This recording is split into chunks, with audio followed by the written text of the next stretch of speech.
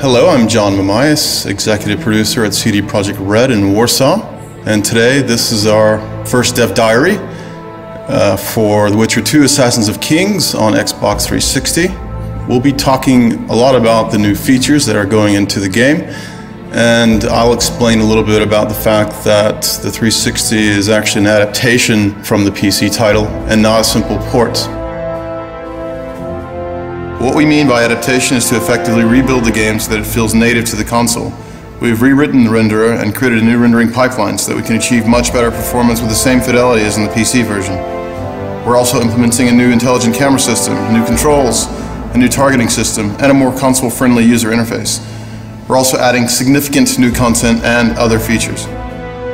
We took special effort to beef up the game for the Xbox release. We're in this great situation where we already had the game out there and people experienced it, and we have a lot of community feedback, and we want to put all this into this game and make it better.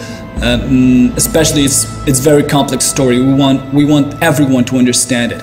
That's why we beefed up especially the final chapter of the game. We've put in some additional events, additional sub-quests, so that the story develops in the way we've imagined it like the first time. In our game you take a role of the Witcher, and the Witcher is like a professional monster slayer. He's like a hired mercenary but trained specially to fighting monsters. He's like the ultimate warrior in this world. He was taken as an infant, by other Witchers, and he undergone a lot of mutations and very hard training, so that right now he's like the ultimate killing machine. You're not just some any Witcher, you're Geralt of Rivia, and Geralt of Rivia is a character with its own story, with its own background. He's a guy that is famous in the Northern Kingdoms, but for some reason he died, and everyone thought he was dead, but now he's back among the living. But the circumstances of his return are clouded with mystery, because he has amnesia and he forgot how he came back. When Geralt faces the assassin who takes the life of one of the most important kings of the North, is the moment where your past gets to you, and it's the beginning of your journey. In addition to an epic story, the game features complex combat system that combines intense dynamic action with tactical choices. You can combine different character abilities and character customization with real-time moves such as parry, dodge, riposte.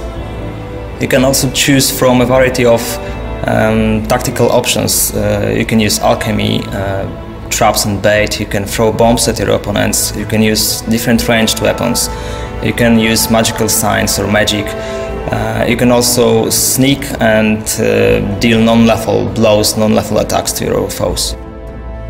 Since we started to work on adaptation of The Witcher 2 on consoles, we already knew that we had to put a lot of work to make user interface fit more to the gameplay style of the consoles. That's why we gathered a lot of information from our fans from the PC version of the game, and we included this knowledge to our work. We are also including a lot of new improvements, like to give an example, a special, totally new targeting system which allows you to select easily a proper enemy. We want to improve controls in our game in terms of combat and outside of it, because it's really important matter for us to have a game fluid and smooth in those areas. That's why we decided to rewrite whole controls code from scratch, and the same is with camera system. The Witcher 2 runs on our own technology called Red Engine. We decided to develop it because we wanted to achieve unlimited creative and artistic freedom. We wanted to give our designers and artists tools to create the world of Witcher just the way they seen it. The combination of a unique art direction and a powerful engine such as the Red Engine really helps in creating a modified environment that both looks and feels unique. The Witcher 2 will be one of the best looking titles to come out to Xbox 360. It's important to note that everything we're doing for the Xbox version will also be delivering for the PC version, and there's some important new additions and enhancements that we haven't talked about today that we'll be announcing later in the year.